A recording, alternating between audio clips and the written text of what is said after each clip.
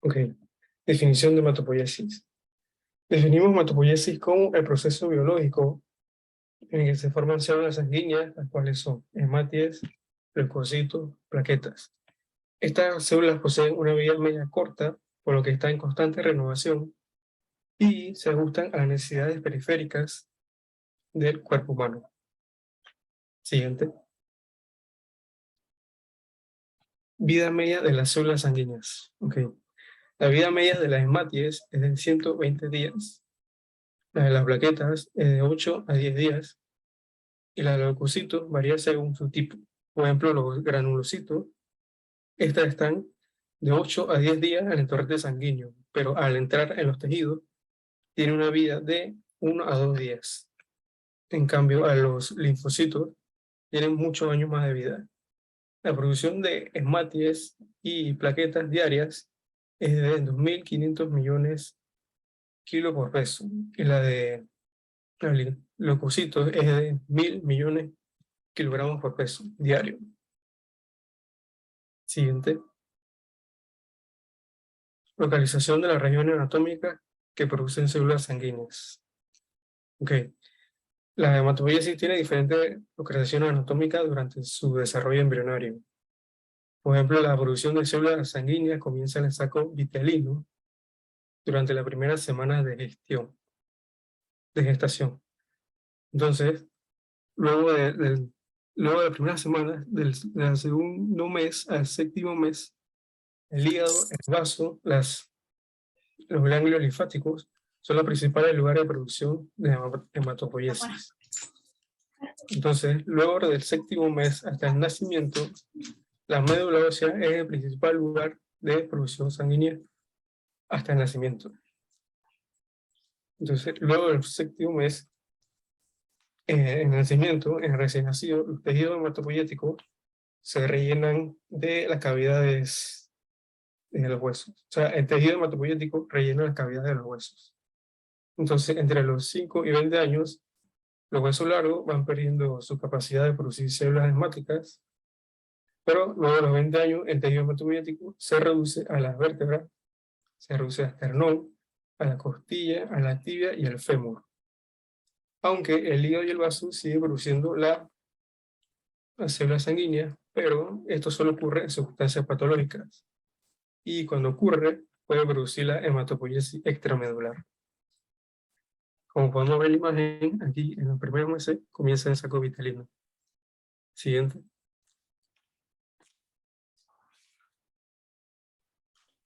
Ok, yo les voy a hablar acerca de lo que es el... ¿Me escucho bien? Sí. Hola, sí. Ok, yo les voy a hablar acerca de lo que es el microambiente hematopoyético. Bueno, básicamente lo que es la médula ósea proporciona un microambiente óptimo para lo que es la proliferación y la diferenciación de las células madres hematopoyéticas. Este microambiente está constituido por diferentes tipos de células, como macrófagos, linfocitos T, osteoblastos, entre otras células, y también está formado por factores solubles, como por ejemplo factores de crecimiento, citocinas, quimiosinas, entre otras sustancias, y también hay pues proteínas de la matriz extracelular, como lo que es la laminina, la fibronectina, el colágeno. Todos estos componentes que yo acabo de mencionar son esenciales para lo que es el desarrollo normal de la célula madre y para poder regular sus funciones. Más adelante voy a explicar un poquito acerca de esto de los factores de crecimiento y de las otras células que son, pues que no son células hemáticas. Bueno, básicamente lo que es la comunicación intercelular y con la matriz extracelular de estas células hemáticas va a ser al igual que las demás células, pues mediante moléculas adhesivas y con los ligandos. Entonces, es muy importante mencionar que este tejido hematopoyético, del que estamos hablando aquí a nivel de la médula ósea, va a, como quien dice, a anclarse a ciertos nichos específicos. Hablo de nichos ya que estamos hablando de una especie de microambiente, ¿no? Que está formado por células del estroma. Entonces, básicamente este tejido hematopoyético se va a anclar a estos nichos formados por células del estroma mediante lo que va a ser receptores de anclaje o moléculas de adhesión. Entonces, aquí en la imagen podemos ver como una representación bastante gráfica de cómo es más o menos el microambiente hematopoyético a nivel de la médula ósea. Siguiente, por favor. Bien. Bien. Aquí voy a hablarles acerca de las stem cells, haciendo referencia específicamente a lo que es la célula madre hematopoyética. Lo primero que todo, lo que es la célula madre multipotencial, que es de quien voy a hablar primero que todo, tiene una capacidad de producir células específicas, pero de una misma capa germinal. Estamos hablando de endodermo, ectodermo, mesodermo. Y este tipo de células se encuentran en todos los tejidos, pero en una pequeña proporción. Y bueno, van a ser las encargadas de reemplazar lo que son las células destruidas en estos tejidos. Lo que es la célula madre hematopoyética va a ser, como quien dice, un prototipo de esta célula madre multipotencial que da origen a las células de la sangre y del sistema inmune. Y pues es la encargada de mantener lo que es la hematopoiesis durante toda la vida de un individuo. Entonces, para hablar un poquito de cómo se ve esta célula en cuanto a la parte morfológica, lo que es la célula madre o stem hematopoyética es bastante pequeña, es muy chiquita, solamente tiene un núcleo, es mononucleada y es tan pequeña que es irreconocible por lo que es la microscopía convencional. Por eso es que para poder, como quien dice, estudiarla, hay que hacer muchas técnicas mucho más complejas, cultivos in vitro, estudios inmunológicos, y bueno, se ha descubierto que su cantidad en cuanto a cifras es más o menos de 1 a 5 por cada 10.000 células nucleadas a nivel de la médula ósea. También hay pues células madre hematopoyéticas a nivel de la sangre periférica, pero en una menor cantidad inclusive que en la médula ósea. Siguiente, por favor. Bien, la diferenciación de las células hemáticas. Es muy importante mencionar que lo que es el proceso de hematopoiesis se va a desarrollar de una forma bastante dinámica. Es un proceso muy dinámico y que es escalonado. Como podemos ver en la imagen, se ve como escaleritas. Es algo bastante escalonado y pues todo este proceso ocurre bajo influencia de lo que es el microambiente medular, del que ya hablé anteriormente. O sea, básicamente lo que se ha hecho es que se han empleado bastantes técnicas, cultivos celulares, secuenciación genética, y se ha logrado construir este modelo que vemos en la imagen, que es un modelo jerárquico de lo que es el sistema hematopoyético. Entonces, vemos que en este modelo, en lo que es el vértice de, como quien dice, de nuestra pirámide, de nuestro modelo, es la célula madre en un estado, como quien dice, quieto. Esta es como la fase cero de lo que es el ciclo básicamente celular. Aquí pues ella va a tener una capacidad de autorrenovación bastante indefinida, pero está en un estado quieto. Entonces, estas células van a ser estimuladas por diversos factores del nicho medular. Como mencioné anteriormente, en el nicho medular hay factores de crecimiento. Entonces, al ser estimuladas, entran en su ciclo celular, van a ir proliferándose y diferenciándose escalonadamente. Entonces, bueno, voy a empezar a hablarles un poquito acerca de los grupos que vemos ahí en la imagen. Tenemos la célula madre hematopoyética que está en la punta. Tienen entonces la célula progenitora UFCLM, que las siglas significan unidades formadoras de colonias linfoides y mieloides. Este grupo de células pues tiene la capacidad de autorrenovarse y diferenciarse hacia lo que es la línea linfoide y mieloide. También tenemos las células progenitoras más abajito, las UFCGEM, que son unidades formadoras de colonias granulocíticas, eritroides, monocíticas y megacariocíticas, que básicamente estoy haciendo referencia al grupo que ven en la izquierda de la imagen, cuya capacidad de diferenciarse está restringida a lo que es la línea mieloide. Y tenemos las células progenitoras UFCL, que son las unidades formadoras de colonias linfoides, que sería la célula que está del lado izquierdo, perdón, derecho, que está justo debajo de la célula madre hematopoyética que está en la punta. Y esta va a tener la capacidad de diferenciarse hacia la línea linfoide. Ambos tipos de células tienen una capacidad de autorrenovación bastante limitada. De ahí vamos a tener las células progenitoras ya comprometidas en su diferenciación, como por ejemplo, o sea, que van a ser más que todo hacia líneas ya celulares específicas. Por ejemplo, tenemos la BFV, que es las unidades formadoras de ráfagas eritroides. Esta va hacia la parte eritroide. Tenemos la UFCGM, que será la gránulo monocítica, y tenemos la megacariocítica, que será la UFCMEC. Y bueno, de ahí vendrían las células precursoras, que básicamente son las que ya son morfológicamente reconocibles a nivel de microscopio. Yo mencioné anteriormente que el resto de las células son bastante pequeñas, no se ven por microscopía convencional, pero ya estas, como los eritroblastos, son visibles morfológicamente a nivel de microscopía convencional. Y al final de toda la pirámide, en la parte de abajo, tenemos las células maduras, que, bueno, ya no tienen capacidad de división, pero son, pues, funcionalmente activas. Como por ejemplo vemos ahí, que son los leucocitos, las plaquetas, los hematíes. Podemos concluir de esta imagen, como vemos en la parte derecha, de la célula madre linfoide, es de donde va a venir lo que son los linfocitos B y T, y de la célula madre mieloide van a derivar todas las otras células como glóbulos rojos, plaquetas, los granulocitos como neutrófilos, basófilos, eosinófilos. Bueno, básicamente eso sería la diferenciación de células hemáticas. Siguiente, por favor. Bien. Ahora voy a hablarles un poco acerca de lo que son los factores estimuladores del crecimiento de colonias y también de los factores inhibidores. Yo mencioné previamente que lo que es el microambiente medular va a brindar ciertos factores, ¿no?, que ayudan a regular un poco esta parte de la diferenciación de las células. Entonces, como mencioné anteriormente, este microambiente o nicho medular no solamente va a ofrecer un lecho medular a la hematopoiesis, ¿no?, sino que aporta todos estos factores que van a funcionar por medio de una acción local directa de naturaleza paracrina. Es decir, que por lo menos, eso lo hablaremos adelante, aquí hay macrófagos o linfocitos T que secretan alguna sustancia. Esta sustancia va a, básicamente, a actuar sobre células hemáticas vecinas. Entonces, bueno, estos factores estimuladores de crecimiento de colonias, que sus siglas en inglés son CSF, Colony Stimulating Factors, o factores de crecimiento hematopoiético, van a ser sintetizados, como mencioné, por macrófagos, linfocitos T, células endoteliales, fibroblastos, que están ahí mismo en este microambiente medular del que hablé anteriormente. Y también puede que haya factores estimuladores de crecimiento que no se sintetizan ahí mismo en el microambiente medular, sino que sean transportados a la médula ósea y se sinteticen a un nivel más distante. Por lo menos está la eritropoyetina, cuyas siglas son EPO. Cada vez que veamos EPO es eritropoyetina.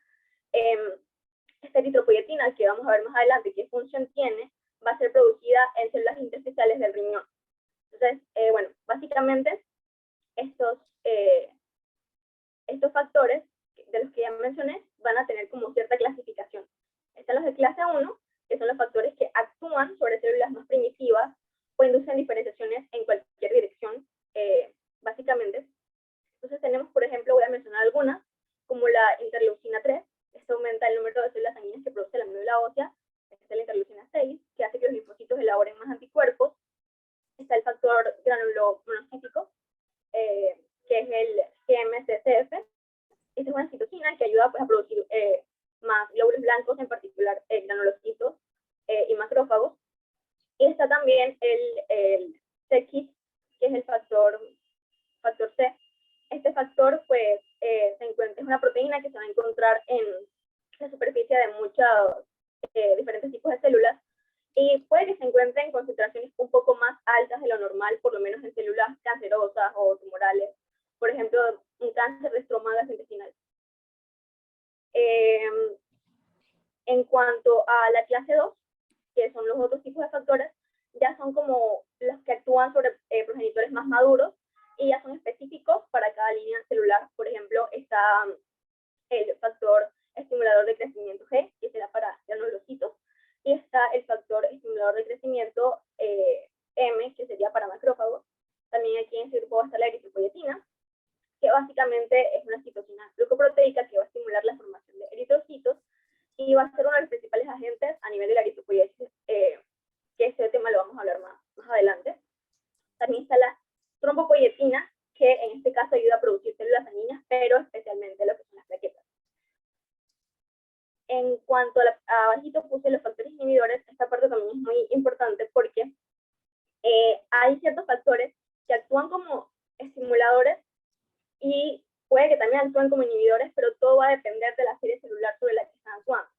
Un ejemplo es prostaglandina E, que a nivel in vitro inhibe lo que es el crecimiento de las UFSGM, que son las unidades formadoras de colonias granulomonocitos, mientras que estimula lo que es la BPV, que sería ya para la línea eritroide. Ok, siguiente, por favor. Ok, como ya mencioné, todos estos factores van a ayudar a regular la parte de la diferenciación y todo esto. También, bueno, aquí voy a hablar más específico de lo que es la regulación de la hematopoiesis. Básicamente, lo que es la hematopoiesis es un proceso que pues, se mantiene durante toda la vida, de modo que el número de células nuevas vaya a equilibrar lo que son las células que se pierden o mueren. Entonces, bueno, cada tipo celular tiene un control diferente y la regulación es bastante flexible, permitiendo que se incremente hasta 10 o 20 veces ante una infección o hemorragia. La regulación de la hematopoiesis va a tener dos fases. Una fase estacionaria, en esta fase estacionaria no hay ningún estímulo para aumentar lo que es la hematopoiesis, y está la hematopoiesis inducible, que por ejemplo, si hay una hemorragia, el paciente tiene alguna infección, se va a producir una hematopoiesis inducible, pero incrementada. Entonces, los macrófagos del linfocitos T van a empezar a producir citocina y se va a incrementar lo que es la cantidad de células específicas de la médula ósea, que al madurar van a tener pues la tendencia a migrar hacia el foco de infección o de lesión donde está la hemorragia. Entonces, es importante mencionar que también hay ciertas circunstancias que van a ayudar, por ejemplo, a aumentar o a disminuir ciertos tipos de células. Pásala, por favor. Ok. Aquí podemos ver que, por ejemplo, hay ciertas circunstancias que van a afectar qué células aumentan o qué células disminuyen. Para hacerles así como un resumen, por ejemplo, vemos donde dice eosinófilos, por ejemplo, las enfermedades alérgicas van a aumentar lo que es el número de eosinófilos, pero, por ejemplo, una fiebre tifoidea los disminuye.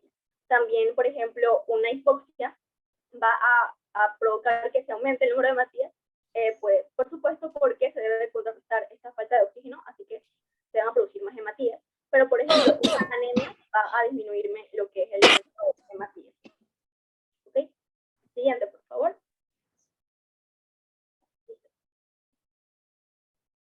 Ok, en la regulación de eritropoiesis. La eritropoiesis es el proceso donde se da la formación de hematías. Su objetivo es mantener el equilibrio constante de eritrocitos que asegura la necesidad del oxígeno por el tejido. Okay. La eritropoiesis abarca el 10 a 30% de las células hematopoyéticas en la médula ósea. La primera célula generadora de eritrocitos es la BFUE. Esta es la unidad formadora de eritrocitos, de eritroides. Unidad formadora de colonias de eritroides. Entonces, esta tiene capacidad de formar colonias formar colonias con glóbulos rojos. Entonces, de la BFU surge la CFU. La CFU es la unidad formadora de eritrocíticos. Entonces, la CFU tiene receptores para la transferina, glicoforina A, y de la maduración de la CFU surge la proeritoblastos. Los proeritoblastos son el primer precursor eritroides que se pueden reconocer morfológicamente en la médula ósea. Entonces, el proeritoblasto almacena hierro, promueve la síntesis de hemoglobina y disminuye la cantidad de células, eliminando su núcleo y moviendo las células al torrente sanguíneo en forma de eritrocitos maduros. Entonces, el proeritoblasto tiene un proceso de división que consta de 45 divisiones, en la que cada proeritoblasto, durante un periodo de 5 días de maduración en la médula ósea, tiene capacidad de producir de 16 a 32 reticulocitos. Estos reticulocitos, al entrar a sangre periférica, se transforman en eritrocitos maduros.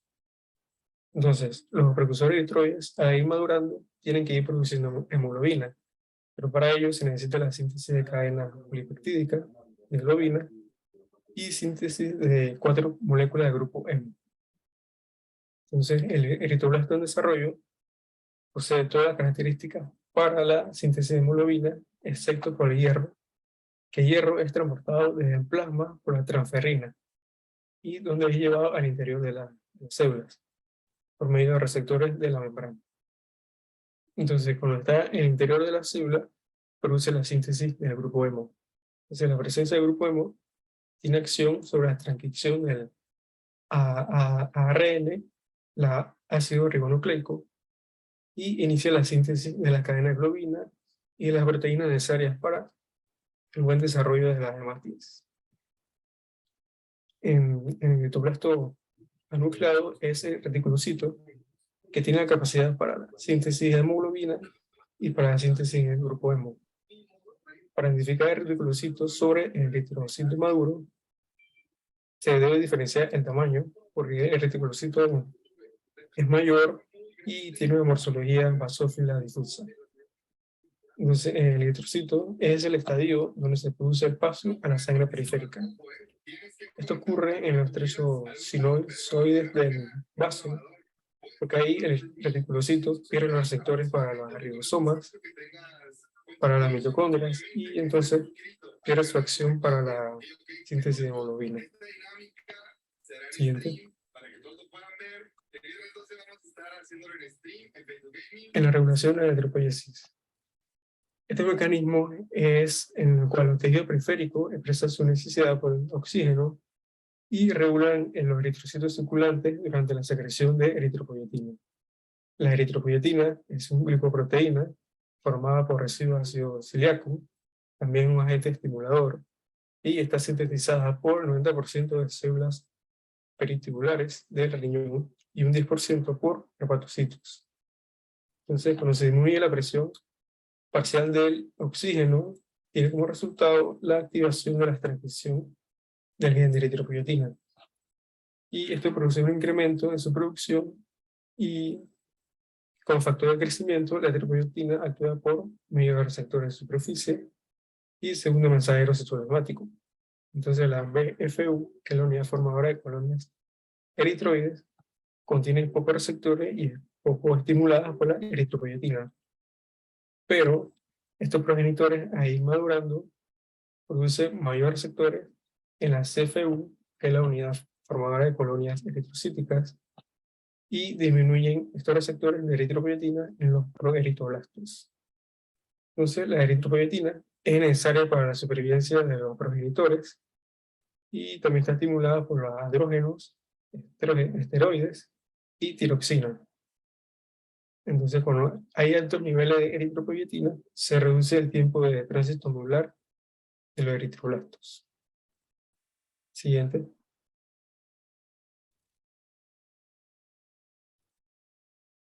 Bien, yo les voy a hablar ahora de lo que es el eritrocito. Bueno, básicamente, lo que es el eritrocito, hematía, el glóbulo rojo, como, bueno, tiene muchos nombres, es la célula que es más numerosa en la sangre. Me llama mucho la atención que hay más o menos de 4 a 5 por 10 a la 12, o sea, son millones y millones por litro de sangre. Entonces, la vida media, como ya mencionó mi compañero Admin anteriormente, en circulación es más o menos entre unos 120 a 140 días y pues tiene una forma de disco bicóncavo sin núcleo. El eritrocito cuenta con una estructura bastante básica que tiene 3 partes. Primero la membrana, la hemoglobina y los componentes no hemoglobínicos como agua, sales, carbohidratos, lípidos, etc. Entonces, bueno, esta eritrocito, esta forma bicóncava bastante interesante que tiene, es mantenida por proteínas de membranas asociadas con el citoesqueleto que le van a dar como ciertas propiedades elásticas y de estabilidad con respecto a su membrana, por ejemplo, proteínas integrales y proteínas periféricas.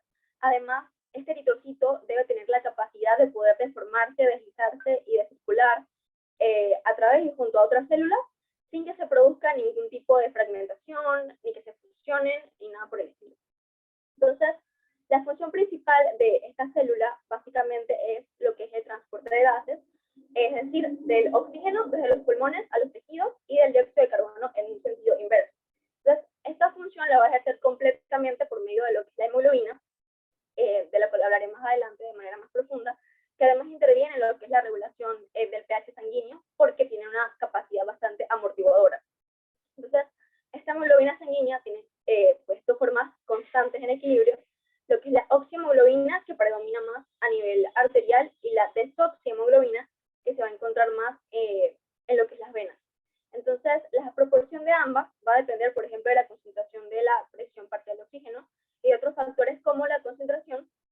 del 2,3 difosfoglicerato, del pH y de lo que es la temperatura. Entonces, bueno, básicamente, al incorporarse lo que es la primera molécula de oxígeno, lo que pasa con la hemoglobina es que sufre un cambio conformacional, se va a expandir la molécula y favorece lo que es la incorporación de más moléculas de oxígeno. Este que acabo de escribir va a suceder más en sitios donde hay una mayor, por lo menos presión parcial de oxígeno está más alta, como por ejemplo en los capilares pulmonares, de modo que cuanto mayor sea lo que es la presión parcial de oxígeno, mayor será la proporción de oximoglobina. Pero por lo menos en los tejidos la presión parcial de oxígeno es un poco más baja y la concentración de 2,3 de hipofosfoglicerato, que por si acaso es básicamente un producto de lo que es la glucólisis anaerobia del eritrocito, va a ser más elevado. Entonces, este último se incorpora a lo que es la cavidad central y contrae la molécula de hemoglobina. Esto favorece lo que es la liberación de oxígeno, que se va a formar entonces, en vez de oximoglobina, desoximoglobina, porque está perdiendo lo que son las moléculas de oxígeno. En cuanto a la hemoglobina, que de la cual ya hablé, básicamente representa 1/3 del volumen del eritrocito, o sea, bastante.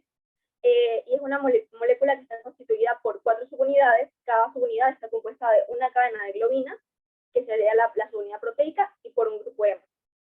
Entonces, básicamente, en cuanto a estas globinas, el ser humano puede sintetizar 6 tipos diferentes de cadenas de globina: alfa, beta, gamma, delta, epsilon y zeta, que están codificadas por genes que se encuentran específicamente en los cromosomas 11 y 16. Entonces, cada molécula de hemoglobina va a contener 4 cadenas iguales, o sea, 2 y 2.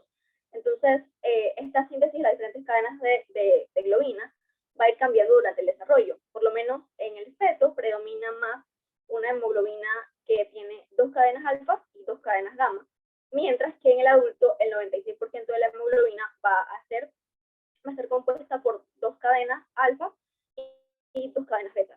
En cuanto al grupo hemo, bueno, está compuesto por protoporfirinas y por lo que es hierro reducido.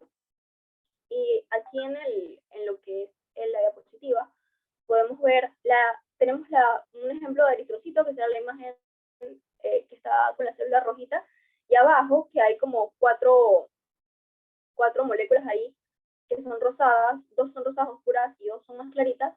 Podemos ver más o menos lo que son las globinas, ahí está marcado el grupo hemo, y también en lo que es la tabla, decidí colocar más o menos cuánto es la hemoglobina normal dependiendo de la edad y el recuento eritrocitario. Por lo menos en el nacimiento, la hemoglobina normal debe ser entre 16.5 más menos 1.7 gramos por decilitro, y un recuento eritrocitario normal es más o menos de 4.7 más menos 0.7, este es el rango,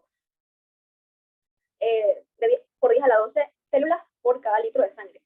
Y así sucesivamente va a ir cambiando. Vemos que cuando vamos creciendo, por ejemplo, en mujeres que tienen edades como entre 19 y 40 años, por lo menos la hemoglobina debe ser de 12.2 más menos 1.5 gramos por decilitro, y en un hombre, por ejemplo, es de 13.7 más menos 1.7 gramos por decilitro. Y bueno, y así va variando a lo largo de la edad, lo mismo con el recuento de eritrocitos en sangre. Siguiente, por favor. Ya. En las conclusiones. No sé si, ¿me vas a decir las conclusiones? Bueno, ¿Qué les puedo decir? Básicamente, como conclusiones, tenemos que la hematopoiesis es un proceso que requiere de un microambiente óptimo a nivel de la médula ósea para poder que se dé la proliferación y diferenciación de las células sanguíneas. También la hematopoiesis es un proceso dinámico debido a que las células sanguíneas en general tienen una vida más corta y por ello se requiere de una renovación de dichas células de forma bastante constante. Además, los factores estimuladores de crecimiento de colonias también están los factores inhibidores, y existen circunstancias que promueven el aumento o disminución de la producción de células sanguíneas, y que el eritrocito es la célula más abundante que existe a nivel de la sangre, y pues sin ella no llegaría oxígeno a los tejidos. Muchas gracias. Bueno, ahí está la bibliografía. Usamos como referencia el libro de pregrado de hematología. Gracias. Muy bien. Necesito que me pongan la diapositiva Pásenla, pongan una de las primeras, por favor. Yo les aviso a dónde.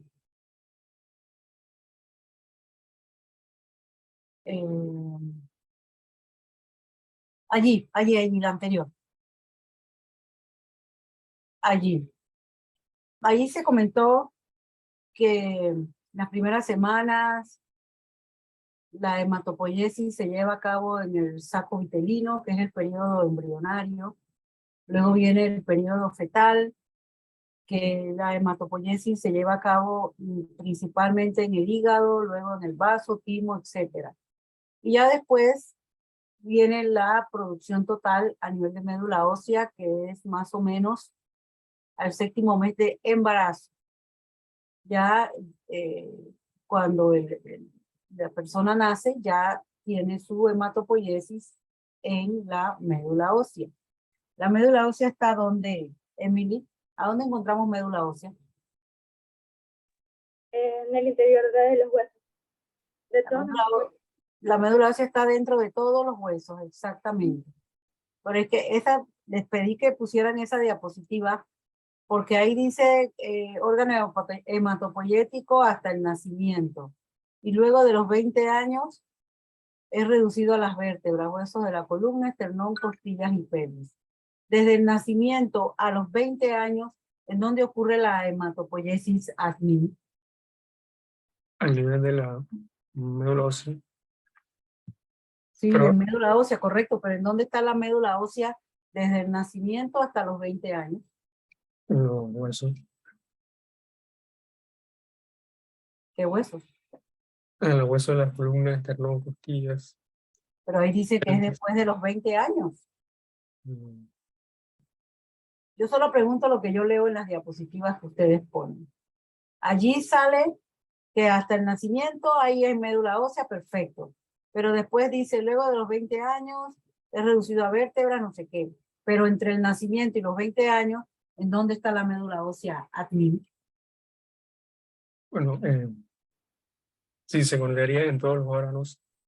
En todos los órganos, ¿Perdón? los huesos. Se encontraría la producción en todos los huesos antes de los 20, pero a partir de los 20 se reduciría a la vértebra, esternón y costilla. O sea que ya no se produciría en los demás huesos. La, La, la, la médula ósea está dentro de todos los huesos, ¿verdad? Que es, no sé si ustedes alguna vez han visto un corte de un hueso de vaca. Todos los que en algún momento han tomado la famosa sopa de pata de vaca, en que se hace un corte transversal y sale algo gelatinoso, que es el famoso tuétano. Eso es la médula ósea. Y está dentro de todos los huesos, principalmente en columna, en huesos largos, en huesos del cráneo, y luego se va centralizando a donde comentan allí después de los 20 años. Pero no significa que no haya en huesos largos, por ejemplo. Sí hay hematopoiesis en huesos largos, solo que hay mayor actividad en estos huesos que están mencionando allí.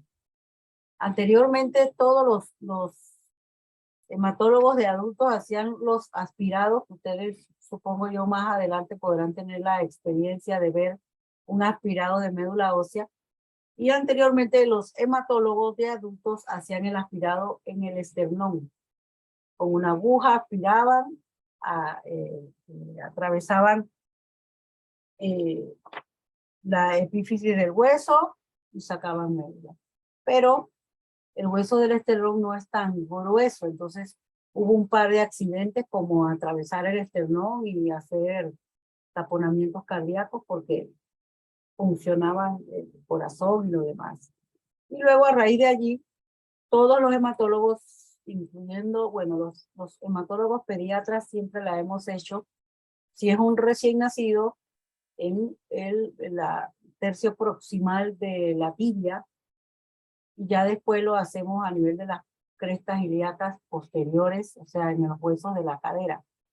Pero es importante que para uno poder hacer un aspirado de médula, uno debe saber en dónde hay más médula ósea, ¿no? ¿Y dónde se produce la eritropoyetina, admin? La médula ósea. Emily, ¿a dónde se produce la eritropoyetina? La eritropoyetina en las células intersticiales del riñón. En los riñones, exactamente. La eritropoyetina se produce en los riñones y ahí está produciéndose, y en caso de que haya una hemorragia, una anemia o una hipoxia tisular, que es el principal estímulo, entonces la eritropoyetina le manda el mensaje a la a la médula ósea, en donde está la célula madre, y esta hace entonces que produzca glóbulos rojos. ¿Y las células madres en cuántas estirpes se dividen, admin? Ponme esa diapositiva, por favor.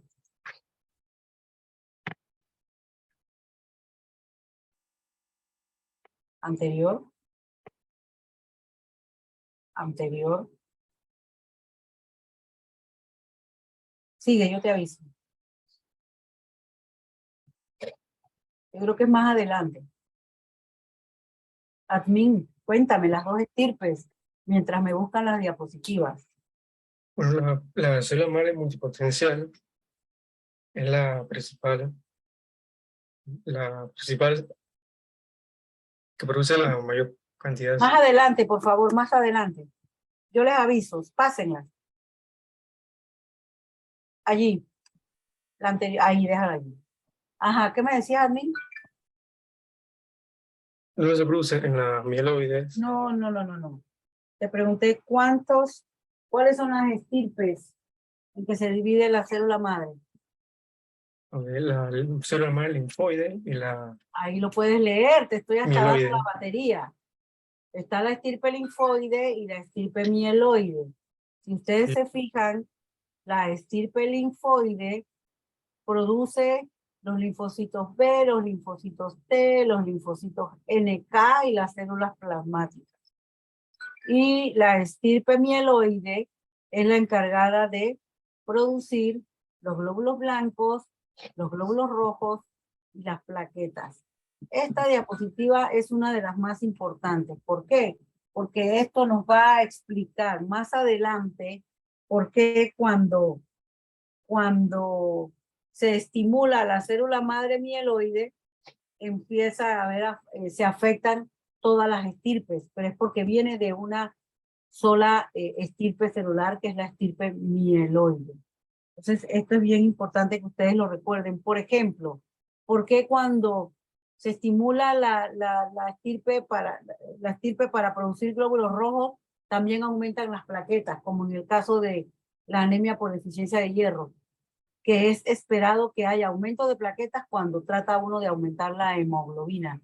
Pero es precisamente porque ambas, tanto las plaquetas como los glóbulos rojos, provienen de una misma estirpe, que es la estirpe mieloide. En cuanto a las fases que mencionaron, de la fase estacionaria y la inducida, realmente lo que hay es un equilibrio, ¿verdad? En la fase estacionaria no es que haya una detención, sino que simplemente a medida que se destruye, se forman, se destruyen, se forman. O sea, es un equilibrio que siempre está produciendo. Pásame la anterior, por favor, en donde estaba, no, yo creo que es más adelante, en donde hablan del eritroblasto policromatofílico, el ortocromático, el reticulocito, el normoblasto.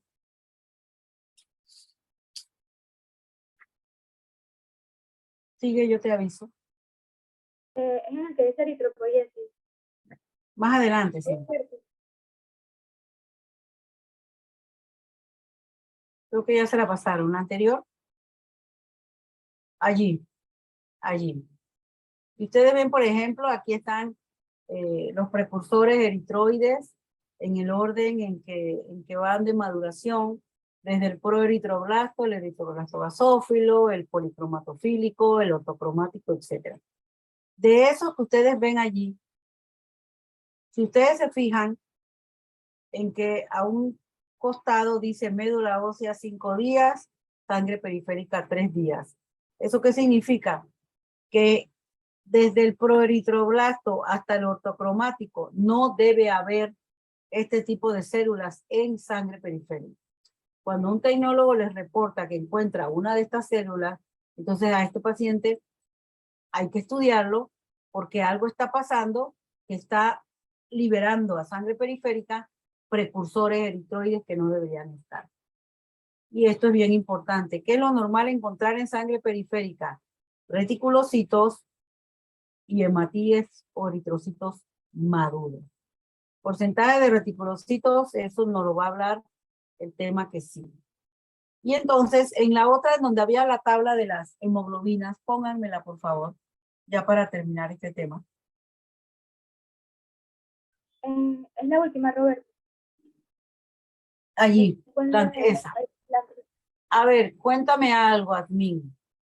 Allí sale que cuando una persona nace, tiene una hemoglobina promedio de 16.5 gramos por ciento o gramos por decilitro. Las dos formas de decirle está correcto.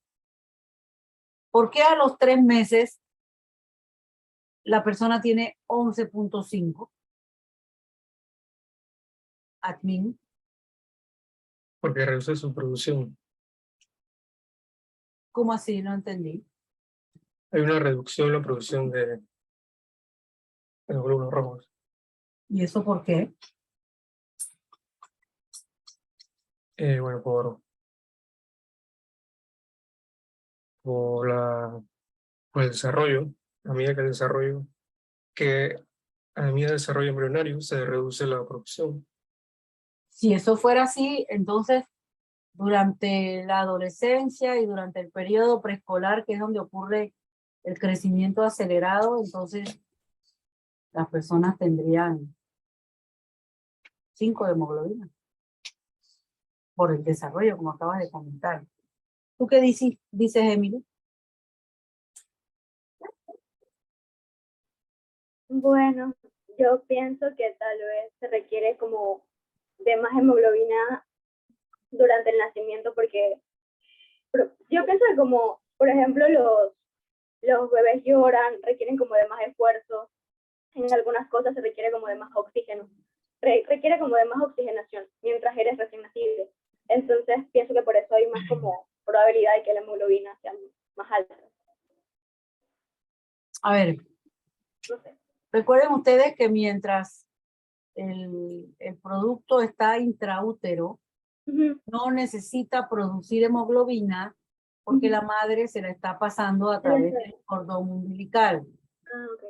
Cuando la persona nace y que cortan el cordón umbilical, allí el paciente todavía no tiene la eritropoyetina estimulada porque tiene buena hemoglobina.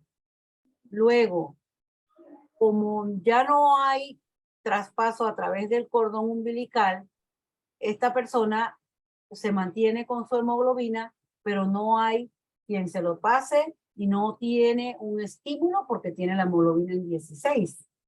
Recuerden que el principal estímulo de la eritropoyetina es la hipoxia o anemia. Luego comienza a descender la hemoglobina paulatinamente. Y luego es más o menos entre 3 y 6 meses que empieza a estimular la eritropoyetina. Por eso que ustedes cuando vean la parte de pediatría o vayan a los centros de salud en donde vayan al crecimiento y desarrollo, ustedes se van a dar cuenta que los pediatras automáticamente, sin hacer ningún examen de sangre, saben que a partir de los 3 o 6 meses hay que dar hierro y vitaminas, porque saben que la hemoglobina va a bajar. Eso se llama anemia fisiológica del lactante. Eso es totalmente esperado. Entonces, ustedes ven que el pediatra, sin hacer nada, como ya les comenté, de una vez le manda la vitamina y el hierro, vitamina, porque saben que ya ahí va a empezar a estimularse la eritropoyetina y el paciente va a empezar a aumentar sus niveles de hemoglobina.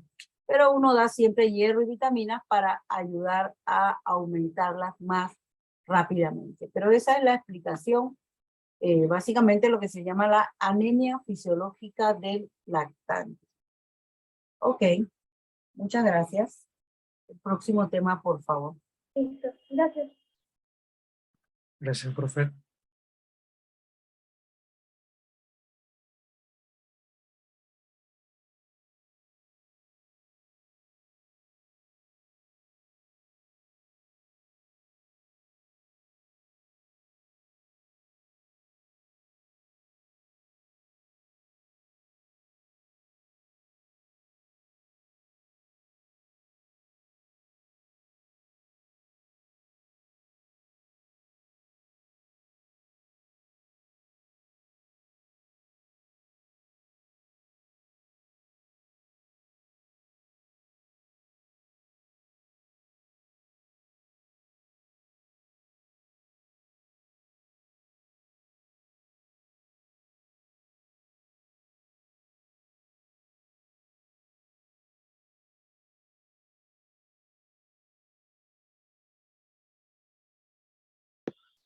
Doctora, una consulta.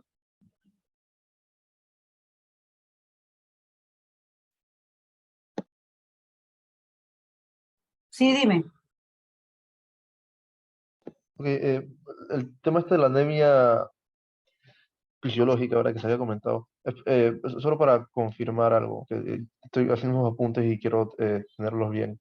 Eh, Básicamente, al cortar el cordón umbilical, ¿verdad? La sangre que pasó de la madre hacia el hijo se queda ahí, como esa sangre, como los eritrocitos tienen una vida media de 120 días, por eso se dice que es de 3 a 6 meses, que esa Eh, hemoglobina se eh, conserva. exactamente. Y como nace con una hemoglobina alta, la eritropoyetina no se estimula hasta cuando ocurra la anemia, que es cuando pase el periodo de la vida media del glóbulo rojo. Perfecto.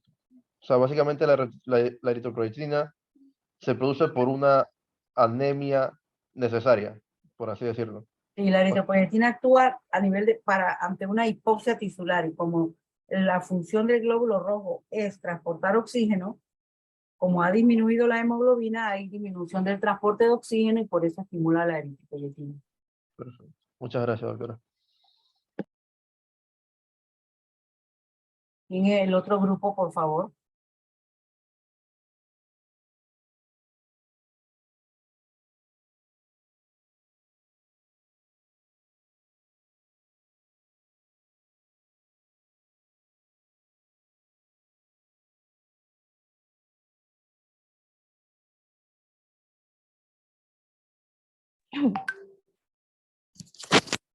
Buenas tardes, doctora y compañeros.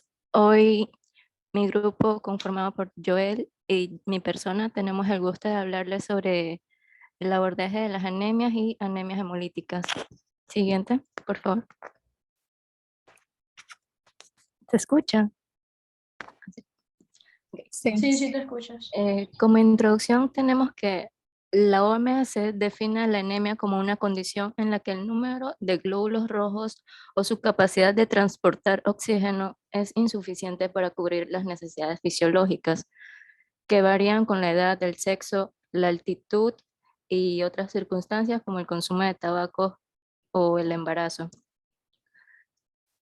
Como mencionamos en el grupo anterior que los glóbulos rojos se forman en la médula ósea, la anemia hemolítica se presenta cuando la médula ósea no está produciendo los suficientes glóbulos rojos para reemplazar a los que se están destruyendo. Siguiente.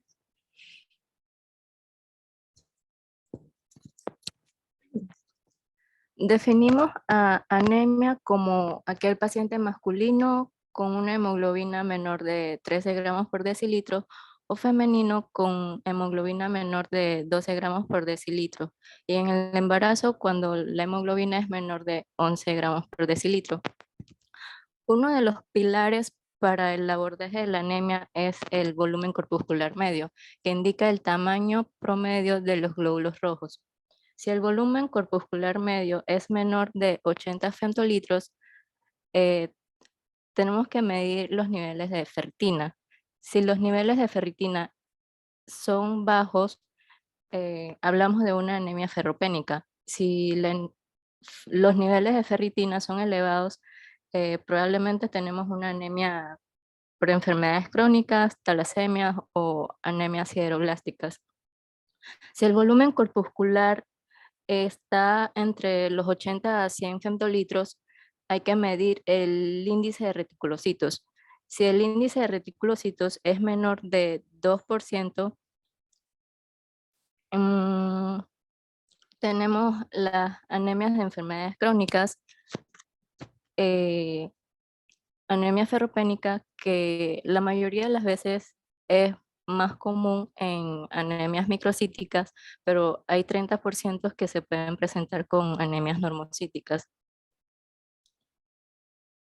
Si el índice de reticulocito es mayor de 2%, puede ser por una hemorragia o anemia hemolítica. Si el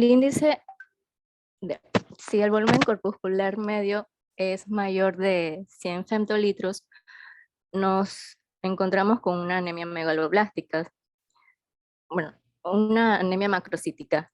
Y las anemias macrocíticas se dividen en megaloblásticas y no megaloblásticas. Las megaloblásticas se deben a deficiencias de vitamina B12 o deficiencias de folato. Si es una anemia no megaloblástica, tenemos que volver a medir el índice de reticulocitos, y si el índice de reticulocito es menor de 2%, puede ser por hipotiroidismo, enfermedades hepáticas, alcoholismo o síndrome mielodisplásicos. Si el índice de reticulocito es mayor de 2%, se debe a una hemólisis. Siguiente.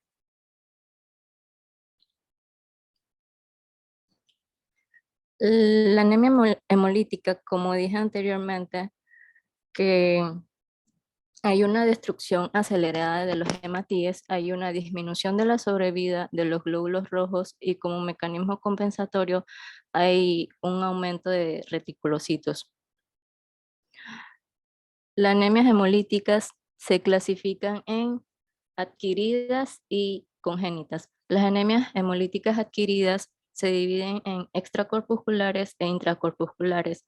Los extracorpusculares se deben a factores extrínsecos y hay de origen inmune, como la anemia hemolítica inmune, y de origen no inmune, como el hiperesplenismo, anemias microangiopáticas, por efectos tóxicos como el paludismo, Clostridium, también por fármacos, por factores intracorpusculares que son por anomalías de la membrana, está la hemoglobinuria paroxística nocturna.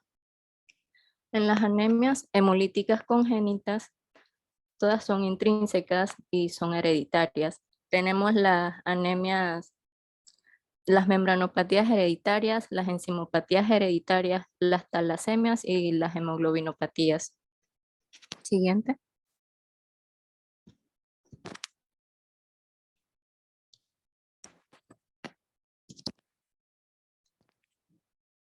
Epidemiología. La anemia hemolítica representa el 5% total de las anemias. Se puede presentar a cualquier edad y tiene un índice de mortalidad baja gracias al avance de la tecnología para un diagnóstico y tratamiento temprano. Siguiente, por favor.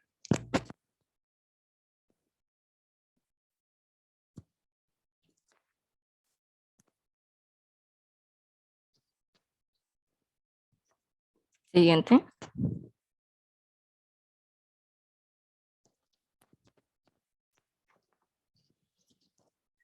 Herencia.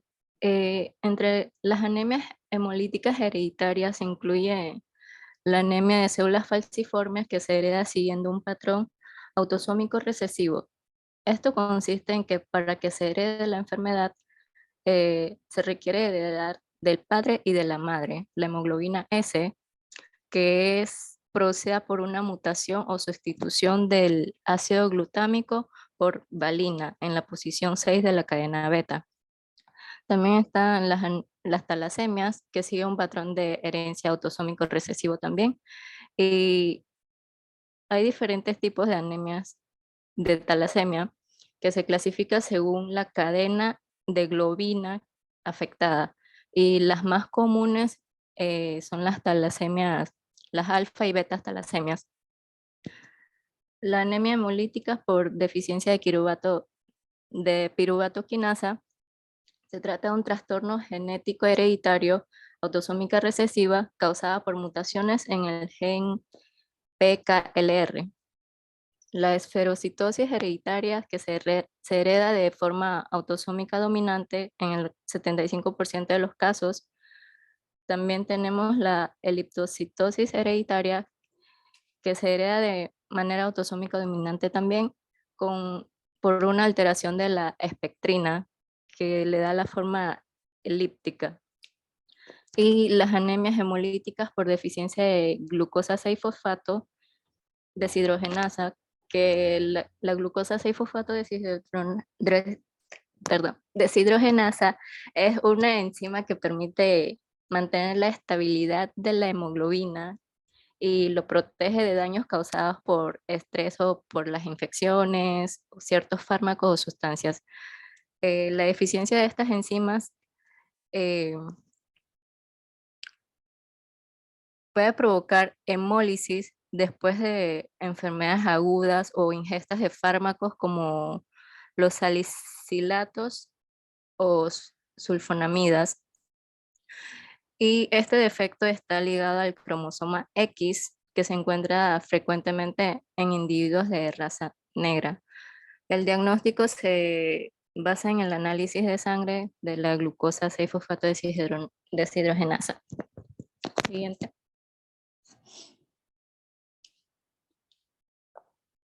Ok, fisiopatología.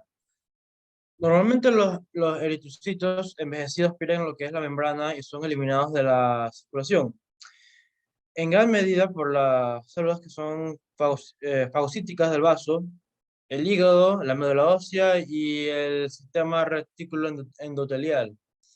El sistema de la hemoxigenasa degrada la hemoglobina. El grupo hemo se degrada a la bilirrubina y que es conjugada por el hígado o del hígado a glucurónido de la bilirrubina y es excretada por la bilis. La anemia hemolítica puede ser normocítica. La hemólisis puede ser extravascular o intravascular. Siguiente diapositiva, por favor.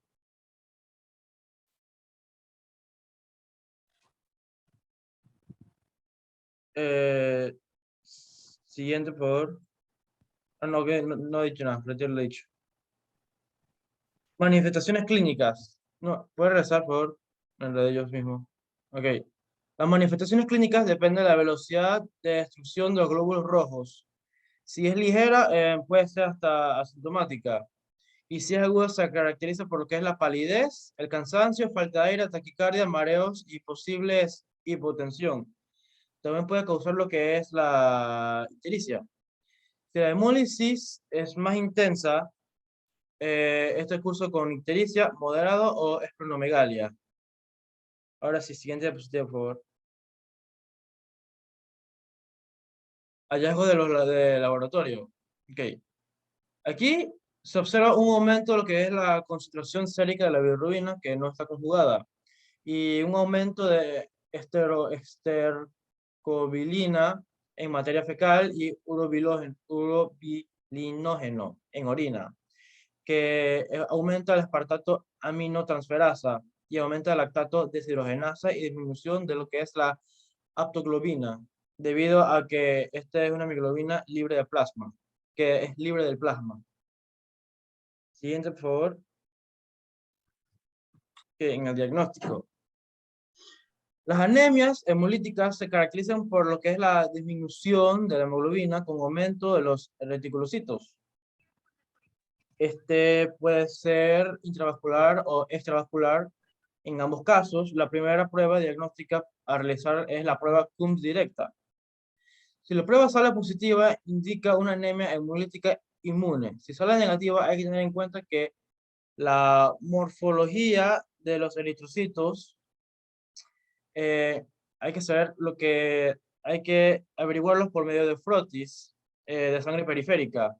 Y dependiendo si son hipocrómicos, esferócitos, eliptócitos, falciformes, y también saber si se procede al estudio posibles membranopatías o hemoglobinopatías. Siguiente diapositiva, por favor. Ok, tratamiento. El tratamiento para pacientes con anemia hemolítica depende del mecanismo fisiopatológico y de la gravedad del tipo de anemia. En todas las anemias hemolíticas es necesaria una suplementación de ácido fólico porque está aumentada de su consumo. Y hay que evitar posibles factores desencadenantes de crisis hemolíticas. En muchos casos, las transfusiones sanguíneas son indispensables, o sea, son muy importantes, ya sea de manera ocasional o periódica, y es necesario instaurar un tratamiento quelante de hierro para evitar una sobrecarga de este en el organismo, que es la causa más frecuente de la mortalidad en estos pacientes. En los casos en los casos en los que la destrucción de los glóbulos rojos se produce fundamentalmente el vaso, lo que es la esplenotomía, perdón, y puede ser de gran utilidad. El único tratamiento curativo existente de la actualidad para estas enfermedades es el trasplante de médula ósea, pero solo se puede hacer en un reducido número de casos. Siguiente diapositiva, por favor. Ok, pronóstico. El desenlace clínico depende del tipo y la causa de la anemia hemolítica. La tasa de mortalidad de la anemia hemolítica es baja y el riesgo es mayor en pacientes con diversas cardiopatías, neumopatías o enfermedad cerebrovascular. Siguiente, por favor. Y aquí está la bibliografía y listo. Gracias.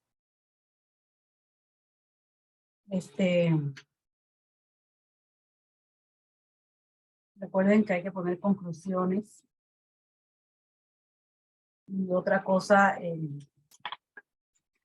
tanto el tema anterior, que era la hematopoiesis, como este, que era el abordaje de las anemias, son los únicos dos temas que eran básicamente teóricos, básicamente de revisión.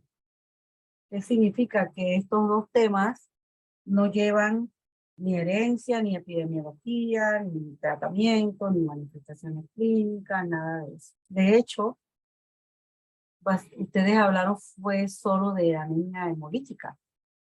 Y existen muchas otras causas de anemia.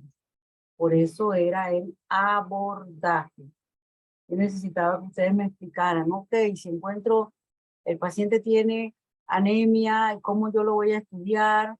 Le hago este examen, si tiene los reticulocitos altos, sospecho en anemia hemolítica, sospecho en hemorragia, si tiene los reticulocitos bajos, sospecho en anemia aplásica, o sea, ¿cómo yo abordo una anemia? Y ustedes, por ejemplo, pásame la anterior, por favor. O póngala desde el principio.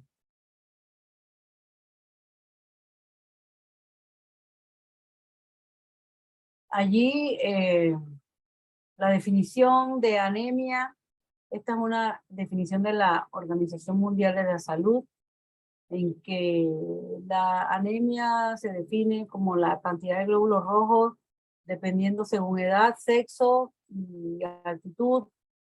Y hay otras en que hablan de 2 desviaciones estándar, otras de que hablan de la fisiopatológica, que es la disminución de la hemoglobina en personas según personas del mismo sexo, edad, etc. Esa es la definición.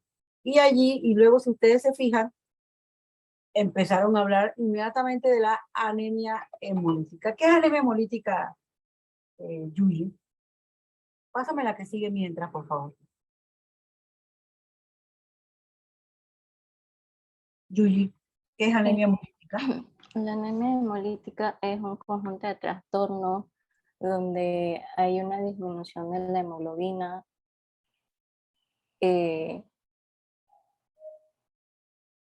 También hay aumento de los reticulocitos porque están tratando de producir más glóbulos rojos, pero no se produce más. Se destruye más rápido de lo que se produce, pues. Anemia hemolítica es la destrucción prematura de los glóbulos rojos. Porque lo que tú acabas de decir, disminución de la hemoglobina, esa es la definición de anemia en general. En la anemia hemolítica hay una destrucción prematura, o sea, ¿qué significa? Que el glóbulo rojo, en vez de durar 120 días, que es la vida media de él, va a durar alrededor de 20 o 30 días. Esa es la definición de anemia hemolítica. Luego pusieron esta diapositiva de abordaje de las anemias y empezaron a hablar de este algoritmo. ¿Qué es VCM, Joel?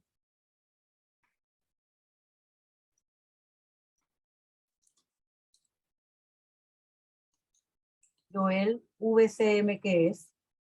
Ustedes tienen que contestar rápido, porque cuando ustedes se demoran, yo asumo, concluyo, creo que están buscando la respuesta. No, Tienen no, que disculpe, contestar profesora, es rápido que porque en teoría ustedes dominan este tema. Cuéntame. sí, es el volumen corpuscular medio, profesora. Volumen corpuscular medio. ¿Qué significa? Que me estás hablando del tamaño del glóbulo rojo o del eritrocito. Y ahí se clasifica lo normal entre 80 a 100 femtolitros. Cuando hay microcítico es menos de 80 femtolitros. Cuando es anemia macrocítica es más de 100 femtolitros. O sea que aquí en esta diapositiva me están hablando de clasificación morfológica, o sea, de acuerdo al tamaño del glóbulo rojo. Y ahí ustedes ven la clasificación, si es microcítico, puede ser anemia ferropénica o enfermedades crónicas, si es normocítico, ahí está lo que puede ser, si es macrocítico, ahí está lo que puede ser. O sea, ahí saltaron a la clasificación morfológica. Dale la que sigue, por favor.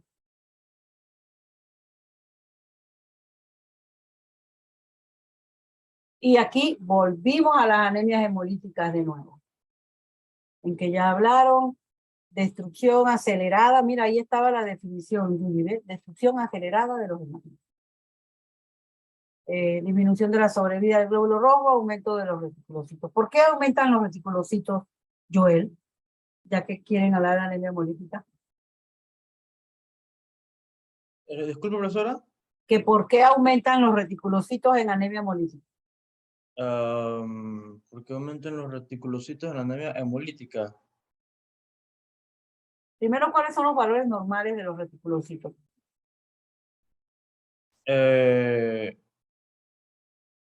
Ok, ahorita mismo no me acuerdo, sinceramente. Yuyu, ¿cuáles son los valores normales de los reticulocitos? Doctora, yo busqué en internet que decía que estaba en un rango de 0.5 a 2.2 o 2.5, pero habría que hacer reticulocitos corregidos con una fórmula para saber si es menor a 2%, mayor de 2%, como la gráfica de el slide anterior. O sea, nosotros tenemos primero que saber qué es lo normal para saber qué es lo normal. O sea, por ejemplo, yo no puedo decir tiene aumento de los reticulocitos si no sé cuáles son los valores normales. En general, los valores normales de los reticulocitos, hay muchas mediciones. Uno hablan de 0.5 a 1.5, otro hablan de 0.5 a 2, pero en general uno acepta los valores normales de 1 a 3%. Eso es lo que uno acepta.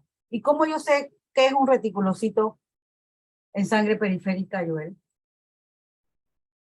¿Qué diferencia hay entre un reticulocito y un eritrocito maduro? La diferencia entre un reticulocito maduro y...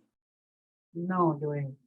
La diferencia entre un reticulocito y un eritrocito maduro. Que los reticulocitos son precursores, profesora. Sí, pero morfológicamente, ¿cómo yo los reconozco? ¿Cómo yo sé cuál es un reticulocito y cómo sé cuál es un eritrocito? Em,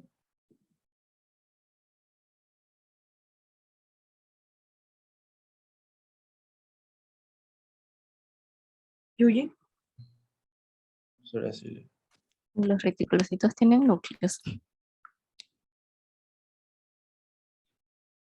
recuerden ustedes que el eritrocito maduro no tiene núcleo, es una bolsa nada más.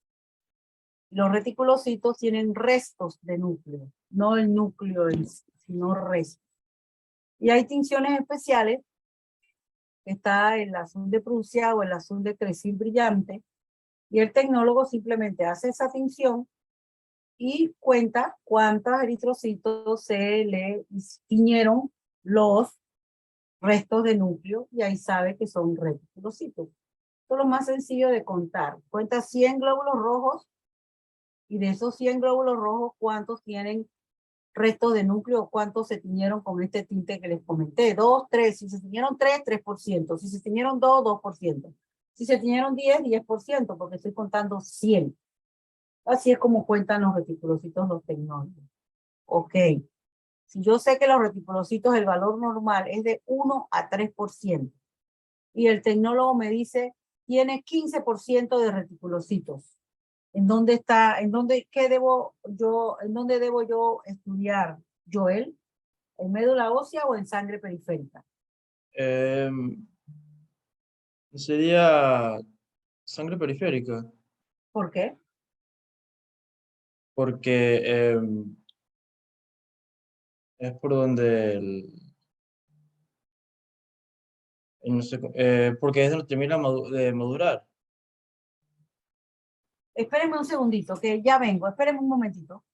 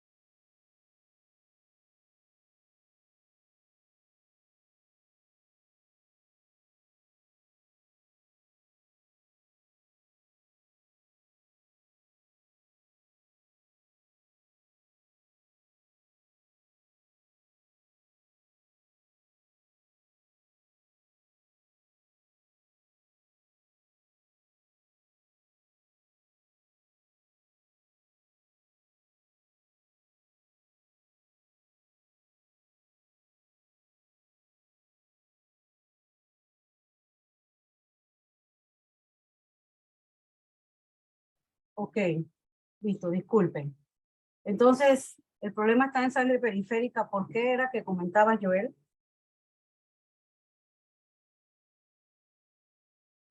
Porque es donde terminan de madurar, profesora. A ver, si ustedes se fijaron en la charla anterior, hablaban de hematopoiesis estacionaria y la inducida. Normalmente está la hemoglobina y está la hematopoiesis. La hematopoiesis de 1 a 3% de eritrocitos inmaduros, que serían los reticulocitos, se liberan a sangre periférica. Eso es lo normal en un equilibrio. Cuando hay una anemia hemolítica, ¿qué significa? Que hay una destrucción de los glóbulos rojos. ¿Qué es lo que tiene que hacer la médula ósea? Aumentar la producción. Y al aumentar la producción, para tratar de compensar la pérdida que hay en sangre periférica, comienza a liberar reticulocitos o eritrocitos inmaduros, porque no le da tiempo a madurarlos para compensar esa pérdida. Y por eso es que es esperado en anemia hemolítica que los reticulocitos estén elevados, 8, 9, 10%, porque tuvieron que salir a sangre periférica a compensar la destrucción que hay, porque no les da tiempo a madurarlos. Por eso hay esos reticulocitos elevados. Y si en vez de 15% viene un reporte de que los reticulocitos están en 0.5%, ¿eso qué significa, Yuji? ¿Cómo? ¿Podría repetir la pregunta, doctora? Si los reticulocitos, el tecnólogo me reporta 8 de hemoglobina y 0.5% de reticulocitos. ¿Qué significa eso? No se está produciendo muchos reticulocitos. ¿Perdón? No se están produciendo muchos reticulocitos. ¿Eso qué significa entonces? ¿Puede ser una hemorragia? No empecemos a adivinar. Todo lo contrario de una hemorragia. A ver, si no se están produciendo reticulocitos, significa que el problema está en médula ósea. Ajá. Significa que el problema está en la fábrica, por decirlo de alguna forma. ¿Por qué? Porque la hematopoiesis está trabajando muy lentamente, que no está liberando a la sangre periférica reticulocitos en valores normales y esperados. O sea, que algo está pasando en la médula ósea que está impidiendo que esta médula ósea o esta hematopoiesis se dé o la fábrica funcione, por así decirlo de alguna forma. Entonces, si yo tengo muy general lo que les voy a decir, si yo tengo 8 de hemoglobina y 10% de reticulocitos, tengo que estudiar el problema en la sangre periférica. La anemia se está dando en sangre periférica. Pero si yo tengo 8 de hemoglobina igualmente, pero 0.5% de reticulocitos, tengo que saber que la anemia o el problema está en la médula ósea. Y así es que uno más o menos puede hacer una orientación diagnóstica, que era lo ideal en esta charla. Pásenme la siguiente, por favor. Esto era lo que yo les comentaba. Aquí empezaron a hablar fue de anemia hemolítica. Sigan, por favor. Que dicho sea de paso, este tema era muy teórico y que la anemia hemolítica, con todas las enfermedades que ustedes ven en este listado, se van a tocar en temas futuras e individualmente. O sea, hay un tema para anemia falciforme y talasemia, hay un tema para deficiencia de enzimas, como la piruvatoquinasa y la glucosa 6-fosfato, hay un tema para membranopatía, como la esferocitosis y la eritrocitosis hereditaria. Esos son temas futuros. Estos son todas las anemias hemolíticas. O aquí seguimos hablando de anemia hemolítica. ¿Qué ibas a decir, Judy? Doctora, es que donde sale la distribución de los temas de la charla, nos tocaba anemia hemolítica también. No, la anemia hemolítica era en general. Y el tema abordaje de la anemia no le tocó a ninguno. Nos tocaba abordaje, pero también decía anemia No. hemolítica. Y Anemia hemolítica era el título de las que seguían. Ustedes eran abordaje de las anemias. Sigue, por favor.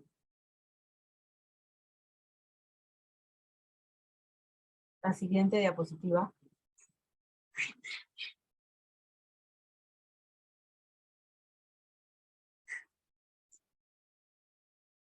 Hola. ¿Quién está pasando las diapositivas? Emily, la siguiente.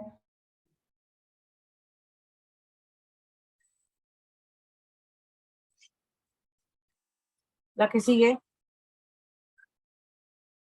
Con la del tratamiento. Igual, aquí las manifestaciones clínicas varían dependiendo de el tipo de anemia que tiene el paciente. O sea, un paciente con un problema de reticulocitos bajos no va a tener ictericia. En cambio, un paciente con anemia hemolítica sí la va a tener. Eso depende de el tipo de anemia. Y aquí el tratamiento, realmente, si yo a ustedes les pregunto, tratamiento de anemia, ¿qué responderías tú, Joel? Una transfusión. ¿Y tú, Yuyi? yo leí que dependía del tipo de anemia. Exactamente. Yo no puedo estar transfundiendo a nadie que tiene anemia si yo no sé por qué tiene anemia. Ahí la respuesta es, depende de la enfermedad de fondo o la patología de base. No podemos estar dándole ácido fólico, transfundiendo, haciéndole esplenectomía o incluso trasplante de médula ósea a un paciente con anemia si yo no sé por qué tiene anemia. Primero hay que saber por qué está la anemia. Incluso hasta Joel habló de quelantes de hierro. Todo eso es dependiendo de la anemia. Ok. Listo, pues. Nos vemos el miércoles. Hasta luego. Profesora, para que se acuerde de las personas que aún no tienen grupo. Y yo creo que me había... Vuélveme a poner, por favor, los nombres de las personas pendientes. Ok, yo Yo solo... las asigno de una vez. ¿Oye? Ok, muchas gracias, doctora. Chao, hasta luego. Gracias.